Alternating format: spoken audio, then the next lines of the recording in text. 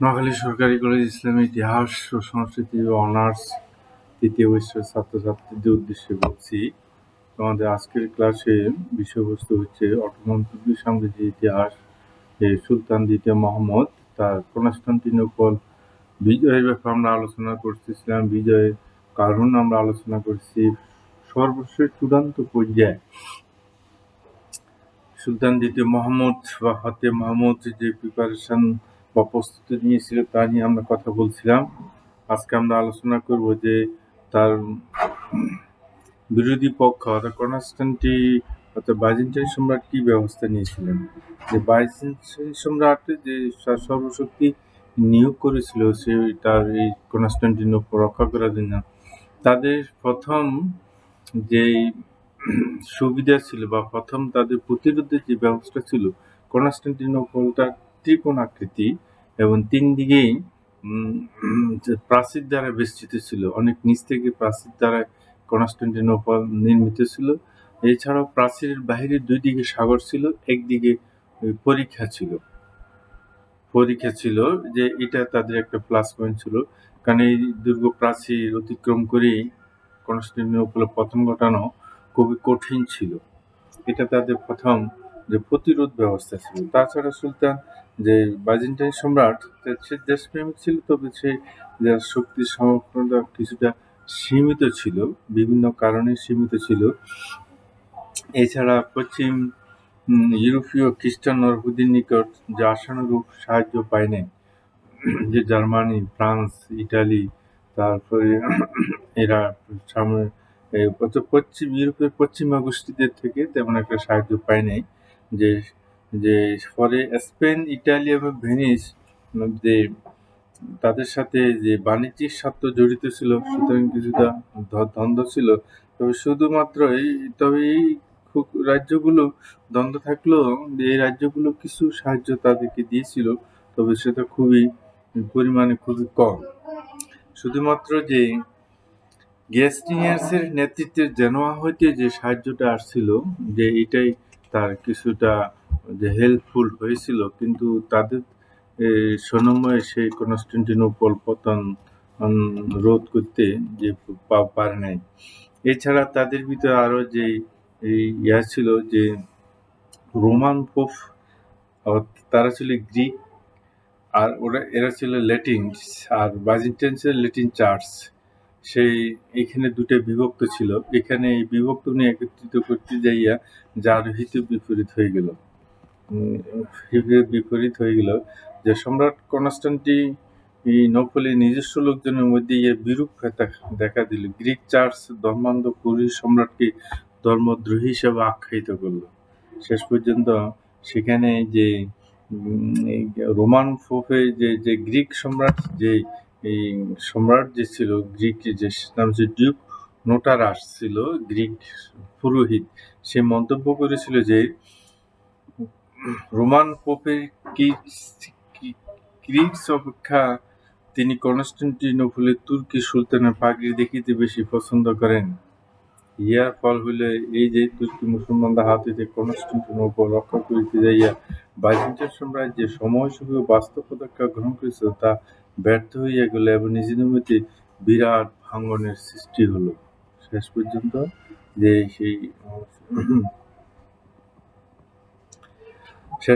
দেখা গেল যে সেই মাত্র 1,00,000 নাগরিক অধ্যুষিত কনস্টান্টিনোপল রক্ষা করার জন্য সে 6,000, তার মাত্র 6,000 আর সাহায্য ছিল 3,000, মোট 9,000 সৈন্য লইয়া সেই অটোমান সুলতানের মোকাবেলার জন্য দাঁড়িয়েছিল।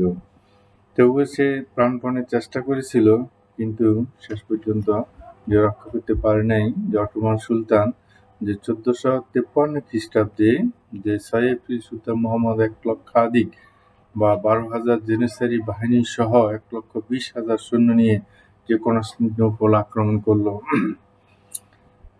তবে সেটা খুবই দুর্বোধ্য ছিল। সেটা এই প্রাচীর অতিক্রম করে সেখানে যে যেটা বর্ণনাটা আমি আগেই দিয়েছি যে কনস্টান্টিনোপল বর্ণনা সেটাকে এই প্রাচীর দুর্গনগরী যে প্রাচীর ভেঙে ভেদ করে ঢুকা সেখানে খুবই কঠিন ছিল।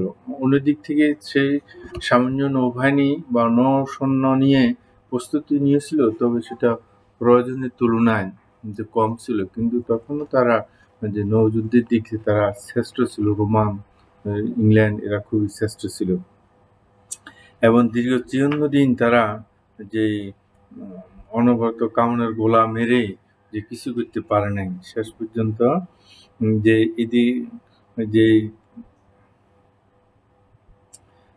তারা কনস্টান্টিনোপলের প্রবেশের যে গোল্ডেন হর্ন পথ আছে সেটা পর্যন্ত তারা যে পৌঁছতে পারে নাই।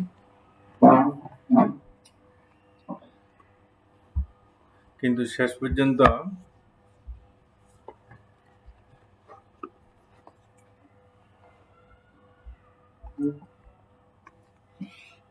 যে পৌঁছতে পারে নাই শেষ পর্যন্ত দেখা গেল যে যে যে জানোয়া হইতে যে গেস্টিনিয়াসের নেতৃত্বে যে ৪টি যুদ্ধ সম্ভারপূর্ণ রণতরী কনস্টান্টিনোপলে এসেছিল, যার ফলে দেখা গেল যে যে সুলতানের যে প্রহররত বসফরাস প্রণালী জাহাজগুলো আটক বা ধ্বংস করিতে তারা সক্ষম হয় নাই। এবং এই জাহাজগুলি ৪টি রণসম্ভারপূর্ণ জাহাজ আসার ফলে দেখা গেল যে কনস্টান্টিনোপলবাসীদের ভিতরে একটি আনন্দ উল্লাস যে পরিপক্ক, তারা মনে করছে যে আমরা জয়লাভ করব। তো যাই হোক, যে তারপরে তারা সাহসের সাথে সেটা মোকাবেলা করার যে চেষ্টা করতেছিল। এই চেষ্টা করতে গিয়ে যে মুসলমানেরা প্রচণ্ড যে বাধার সম্মুখীন হলো এবং মুসলমানরা চিন্তা করতেছে যে অনেক আগ থেকেই চিন্তা করতেছে। আমি তোমাদেরকে বলেছি নবীজির একটা ভবিষ্যৎবাণী আছে, সেখানে তারা চেষ্টা করেছিল কিন্তু যে পারে নাই। এখন এসে তারা চূড়ান্ত সেই দীর্ঘ দিনে আলোচনার যে আক্রমণের বা সাধনার ফসল হিসেবে সর্বশেষ চূড়ান্ত আঘাত আনছে যে সুলতান যে মোহাম্মদ।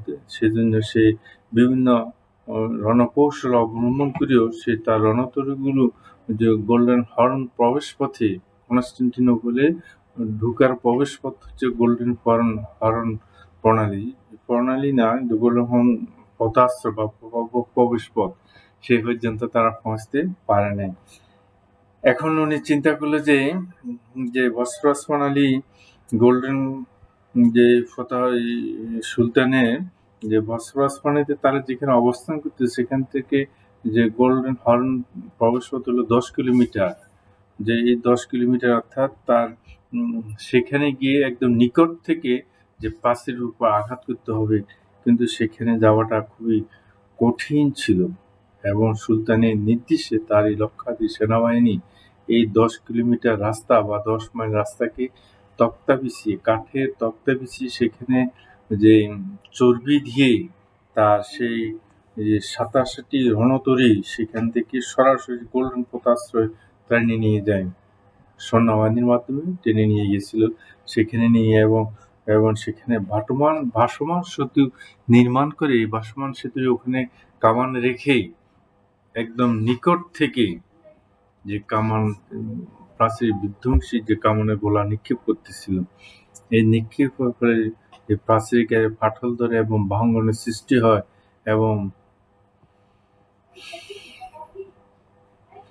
তারা কিছুটা যে ঢুকার যে বা প্রবেশ করার যে আসামতে এবং এই কামানের গোলা এবং তার সেখানে প্রচণ্ড গোলা এবং বিপুলাকার প্রস্তরখণ্ড যে ১০০ ফিট গভীর যে পরীক্ষা আছে সেই পরীক্ষা পরিপূর্ণ হয়ে গেল এবং প্রাচীরও ফাটল ধরা হলো।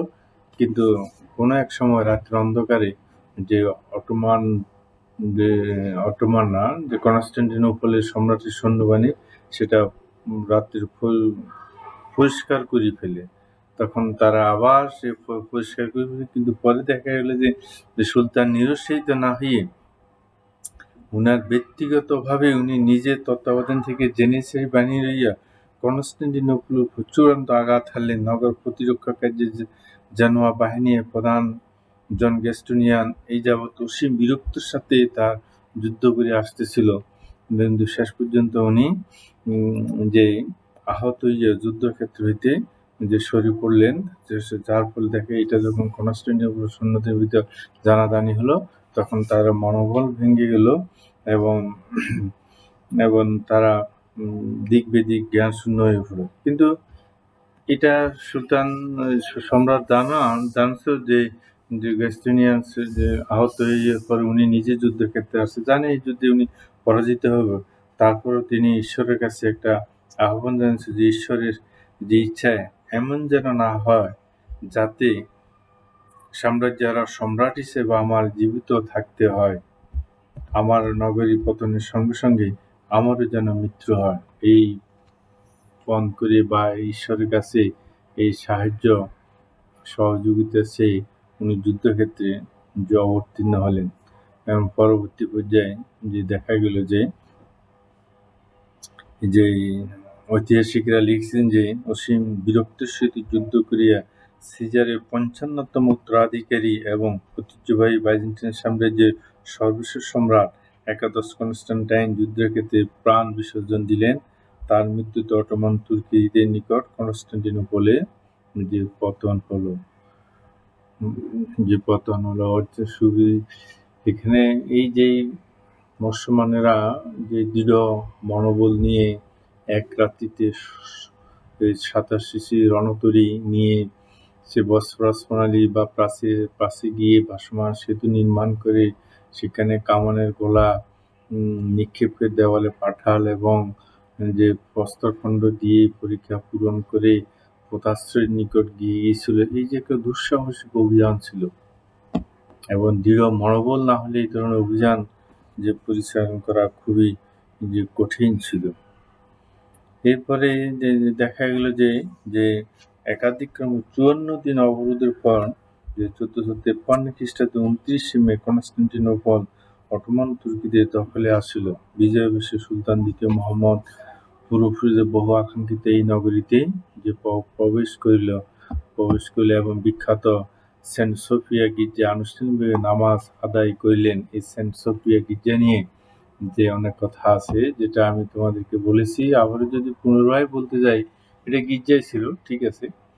তবে আগে যে আমি আলোচনা করেছি যে বাইজেন্টাইন সাম্রাজ্যের যে পতনে বা তাদের পতন বা তাদের পরাজয়ের পিছনে একটা কারণ ছিল গ্রিক ক্যাথলিক সম্প্রদায় আর হলো ল্যাটিন ক্যাথলিক সম্প্রদায়, খ্রিস্টানদের বা যে এই দুই সম্প্রদায়ের ভিতর যে দ্বন্দ্ব ছিল, এই দ্বন্দ্ব থাকার কারণে এই কনস্টান্টিনোপল যখন বিজয় হলো তখন পুরোহিতেরা যে এসে মুসলমানের কাছে ধর্ণা দিয়ে তারা বিক্রি করে তারা চলে যায়, তারা ইউরোপে চলে যায় কনস্টান্টিনোপলে।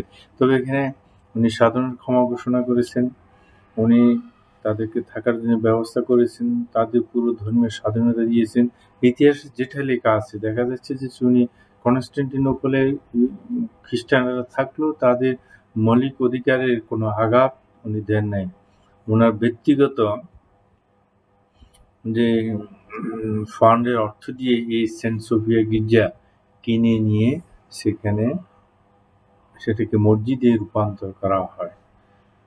পরবর্তী পর্যায়ে যে ১৯২৪ সালে যখন যে ওসমানীয় খিলাফতের পতন হয়, এই খিলাফতে যখন পতন হয় তখন কামাল আতাতুর্ক, যাকে আধুনিক তুরস্কের জনক বলা হয়ে থাকে, সে সেকুলার জাতীয়তাবাদের নাম দিয়ে যে মুসলিম খেলাফত, মুসলিম রাজতন্ত্র বললেন, খিলাফত বলেন, তারপরে যেটাই বলেন সেটাকে উনি বিলুপ্তি ঘোষণা করলে সেকুলার জাতীয়তাবাদের নাম দিয়ে যে ১৯৩৪ খ্রিস্টাব্দে সেটাকে যে লাইব্রেরিতে রূপান্তর করা হয়, সোফিয়া লাইব্রেরিতে পর্যন্ত শেষ পর্যন্ত বর্তমান তুরস্কের প্রেসিডেন্ট যিনি আছেন উনি এসেই অতীতের পুরনো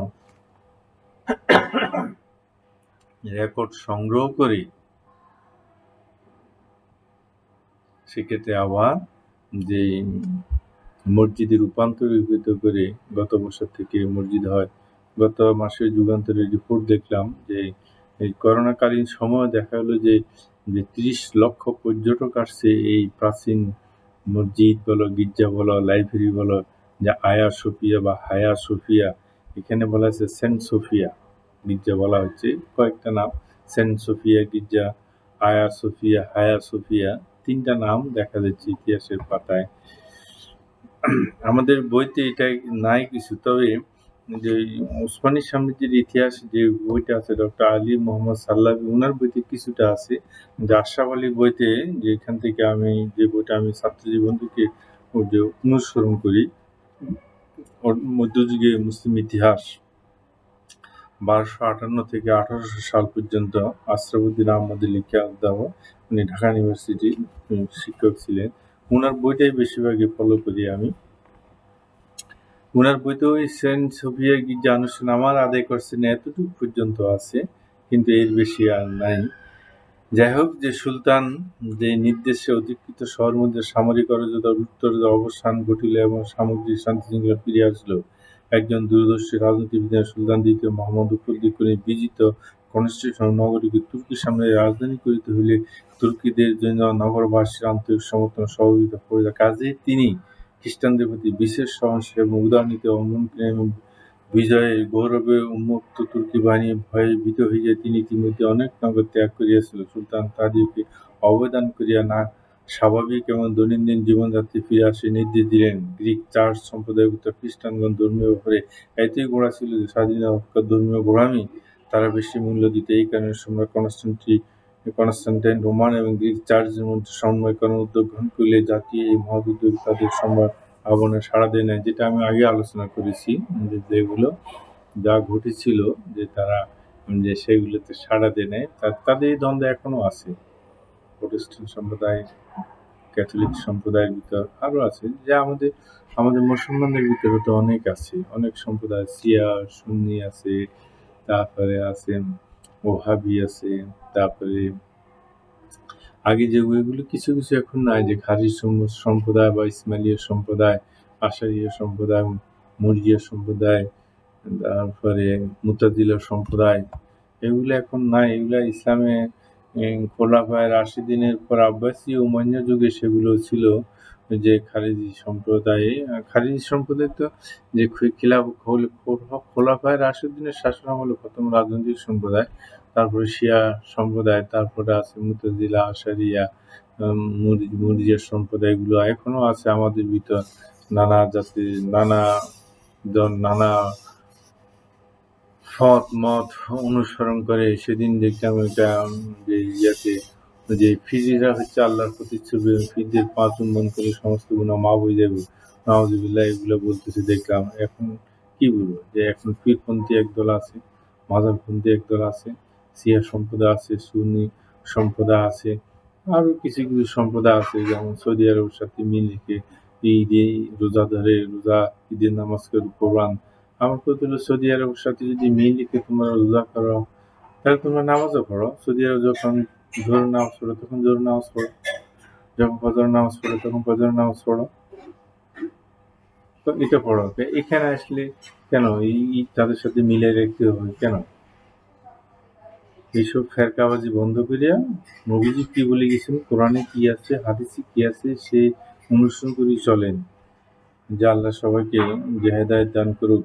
যে আমরা বলতেছিলাম যে এইভাবে যে তাদের মূল যে যে পরাজয়ের কারণটা ছিল তাদের ভিতর অনৈক্যটা, বেশিরভাগই অনৈক্যটাই কাজ করেছিল। যদি আমরা টুলিসের যুদ্ধের মতো দেখি, পশ্চিমা ইউরোপীয় দেশগুলো যদি জোটবদ্ধ হইতো, সেখানে মুসলমানরা পরাজিত হইতো। যেখানে স্পেনে পরাজিত হয়েছে যে টুলিসের যুদ্ধে, তারপর টুলিসের যুদ্ধে সর্বশেষ 1492 খ্রিস্টাব্দে স্পেনে মুসলিম শাসনে যে পতন হয়ে যায়। কিন্তু এইখানে এসে তারা আবার জোটবদ্ধ হয়েছিল, এর আগে বিভিন্ন যুদ্ধে তারা একতাবদ্ধ হয়েছিল, কিন্তু এখানে এসে আর তারা একতাবদ্ধ হয় নাই। তাদের ভিতর যে মত পার্থক্য, মত দ্বৈততা, যে প্রকাশস্বরূপ রূপ লাভ করার ফলে যে তারা সফল হইতে যে পারে নাই, কারণ তারা যে পরাজিত হয়েছে। তো যাই হোক, যে মুসলমানদের যে দীর্ঘদিনের যে সাধনা, দীর্ঘদিনের তাদের জয়লাভের আকাঙ্ক্ষা, দীর্ঘদিনের সেখান থেকে এই কনস্টান্টিনোপলকে পরবর্তীতে যারা রাজধানী করেছে, যে কনস্টান্টিনোপল যে রাজধানী হয়, এই রাজধানী থেকে তারা যে ইউরোপে তারা নিয়ন্ত্রণ করতে এবং ইউরোপের দিকে তারা যে প্রবেশ করেছিল, তারা বিজয় লাভ করেছে ইউরোপের পূর্বাঞ্চলের দেশগুলোতে, যে সার্বিয়া, বসনিয়া, তারপরে রোমানিয়া, হাঙ্গেরি, গ্রিস, তারপরে যে এইসব দেশগুলো, যেটা বলকান অঞ্চল বলা হয়ে থাকে, এইসব দেশগুলো, এই বলকান দেশগুলো তারা ইসলাম প্রবেশ করে। সেখানে পূর্ব ইউরোপে প্রায় ৩০০ থেকে ৩৫০ বছর পর্যন্ত অটোমান তুর্কিদের অধীনে ছিল। এটা সফল হয়েছে কেবলমাত্র যে কনস্টান্টিনোপল বিজয় লাভের ফলে। এখন কনস্টান্টিনোপল তো বসফরাস প্রণালী ওই পারে, উত্তর পারে। ইউরোপে তো দুটি অংশ, ইউরোপে তুরস্কের কিছু অংশ ইউরোপে আছে আর কিছু অংশ এশিয়াতে আছে। এখন তারা এই বসফরাস নদীতে তাদের যে ব্রিজ আছে, তাদের সুড়ঙ্গ পথ আছে, যে তাদের যোগাযোগের সুবিধার জন্য। একসময় কিন্তু খুব অসুবিধা ছিল, কিন্তু এখন এগুলোতে তোমরা যদি দেখতে চাও, নেটে চার্জ দিয়ে দেখো, সেখানে আয়া সোফিয়া বা কনস্টান্টিনোপল অনেক কিছু আছে, দেখতে পারবে, দেখা যায় সেখানে নেটে চার্জ দিয়ে। তো তোমরা দেখিও যে যাই হোক, যে এইভাবে আর যে আমরা দেখি কনস্টান্টিনোপল যে জয় লাভ করেছিল যে মুসলমানেরা, যে পরাজয়ের কারণগুলো এবং তার পতনের ফলাফল, এটা আমরা যে পরবর্তী ক্লাসে যে আলোচনা করব। আর যদি যে পরাজয়ের কি কি কারণ ছিল, পরাজয়ের মুখ্য কারণ ছিল যে তাদের ভিতরে অনৈক্যটা তাদের পতনের একমাত্র কারণ ছিল। আর জাহাঙ্গীরের একজন গোলাবারুদ বিশারদ যে এসে যে কামান তৈরি করেছিল, এটা মোকাবেলা করার শক্তি সামর্থ্য, কারণ এর সাথে হুনিয়াদির সাথে হাঙ্গেরি পরাজিত হয়ে যায়, হুনিয়াদির সাথে সাক্ষাৎ হয়েছিল, সেই চুক্তি হয়েছিল, যার পরে জাহাঙ্গীরি থেকে এই নির্মাতাকে এনে কামান তৈরি করে কামানের গোলা দিয়ে প্রাচীরে যখন বিধ্বংসী হয়ে যায়, তখন তাদের মনোবলও ভেঙে যায় এবং তারা একসময় যে ফটক উন্মোচন করে দিয়ে আত্মসমর্পণ করতে তারা বাধ্য হয়েছিল। যে এই হলো কনস্টান্টিনোপলের বিজয়ের কারণ এবং যুদ্ধের ফলাফল, এবং এখানে পরাজয়ের কারণ কি ছিল, কি কি কারণ ছিল, এবং এই কনস্টান্টিনোপল পতনের পরে কারা লাভবান হলো, মুসলমানরা লাভবান হলো না খ্রিস্টানরা লাভবান হলো? দুই পক্ষেরই লাভ লোকসান আছে, দুই পক্ষেরই আছে। যে ঠিক আছে, আমরা আগামী ক্লাসে তার ফলাফল, তাদের পতনের কারণ কি ছিল, আর এই ফলাফল কি, মুসলমানরা কতটুকু লাভবান হলো, কতটুকু ক্ষতিগ্রস্ত, খ্রিস্টানরা কতটুকু ক্ষতিগ্রস্ত হলো, আমরা আগামী ক্লাসে যে এটা আলোচনা করব ইনশাল্লাহ, আল্লাহ যদি চায়। সকালে যে ভালো থাকো, আজকে যে এই পর্যন্তই, যে আল্লাহ হাফেজ।